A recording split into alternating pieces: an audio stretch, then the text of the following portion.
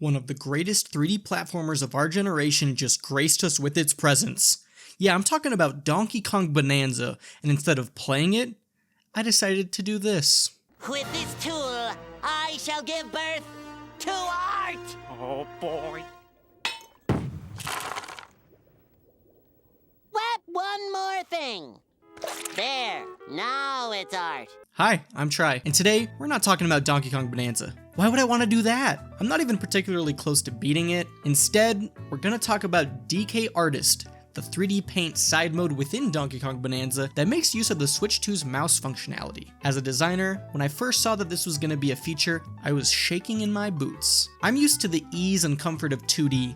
3D is a whole different beast, and the learning curve is pretty rough if you don't have experience. In terms of experience, here's some Tri lore for you. Back in high school, I actually studied video game development and design for my 4-year program. A lot of people use Blender, and in school we used a 3D program called Maya. But there's one key difference between Maya and DK Artist, and that's these. I didn't know how cooked I was going to be until I realized just how difficult it was to manage these controls. When it comes to the program itself, you have 4 sculpting tools: your paintbrush, your add tool, your smoothen tool, and your carve tool. Immediately, you are given a giant Donkey Kong head of which to do your bidding. Paint it, shave it, do whatever you want, go crazy. Why is that the sound it makes? Ew. Dun, dun.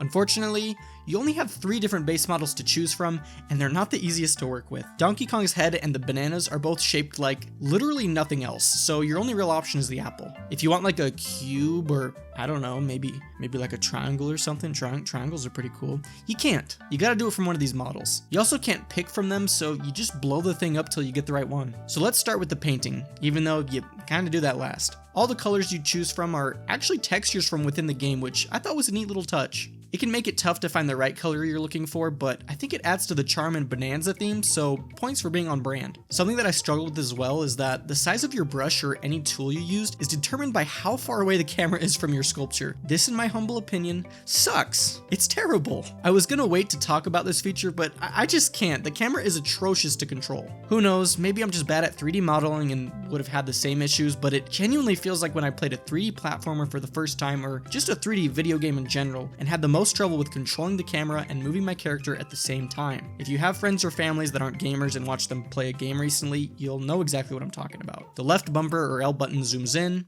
the left trigger or ZL button zooms out. Pressing down on the left stick puts you back at the original camera position, which I forgot to do many times and is probably why I struggled so much. And the left stick controls the whole camera. Just move the left stick around a little bit and you'll probably be in a position or looking at the sculpture in a way you didn't mean to. I think this is where the right trigger or ZR button is supposed to come in handy. It essentially puts you on a 2D plane so you can move the camera up, down, left, or right. It does seem to still have the sculpture slightly rotate as you do this, especially if you go too far in one direction. Other than that, the minus button will probably be your best friend. It's undo, which will undo the last action you took. Now for the other tools. The add tool will add a rock to your creation. It's kind of hard to tell if you look straight on, so you'll want to rotate around your model in order to actually see how long the rock you're adding is. It also only extrudes in the circular reticle shape, which can make it difficult for hard edges or, again, cubes and triangle shapes. The smooth tool is really nice for making your rock additions look less blocky. It kind of looks at the surrounding shape and conforms your new shape to it if you choose to smooth around both. I used this one quite a bit and it made a lot of my rock additions look much better.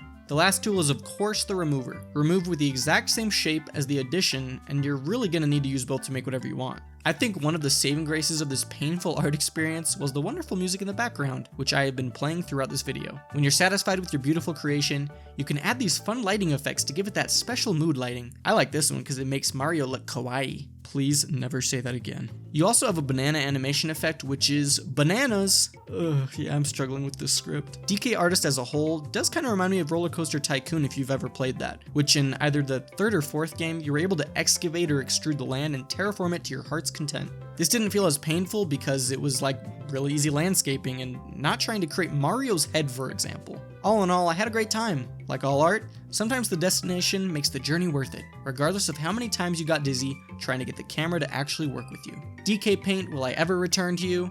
Maybe if people request that I make more abominations, who knows. Oh, and shoutouts to my Discord community who actually gave me the idea to make this video. It was very fun to make, and here are their creations that they shared. Oh look, it's me, so cute. Okay, I'll show you how I made Mario and I'll speed this up so you can see me finish it.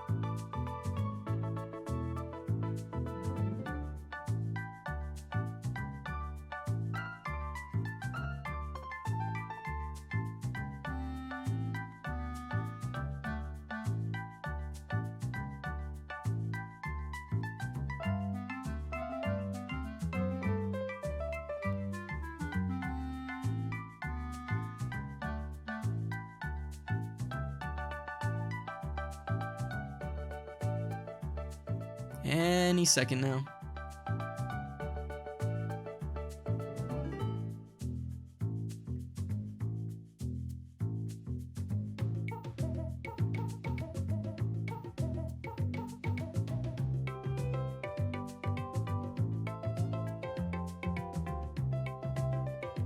Oh yeah, I forgot to mention, this whole thing took me an hour.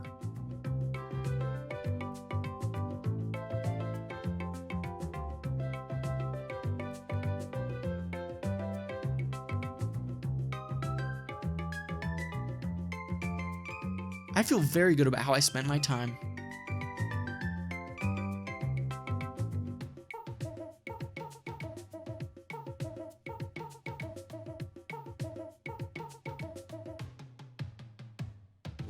There you go, Sad Mario. If you enjoyed this little video, consider subscribing and sharing this with a friend. I upload almost weekly about games I enjoy and my thoughts on them. Also, I'm holding a t-shirt contest for a future merch launch. It'll include 3 winners that'll each earn 125 real dollars. If you're an artist or know of any that you'd love to see make a try shirt, send them to the Discord. The contest ends on July 31st, so like less than 2 weeks. Huge thanks to my patrons who support me here on YouTube and on Patreon. You guys are helping me get one step closer to my dream of doing YouTube full-time. Links to my Patreon, YouTube memberships, and Discord server are all in the description down below. If you want to know what I think about Mario Kart World's UI design, click the video that'll pop up. Thanks for watching, I appreciate you being here, and as always... Thank you for all your support!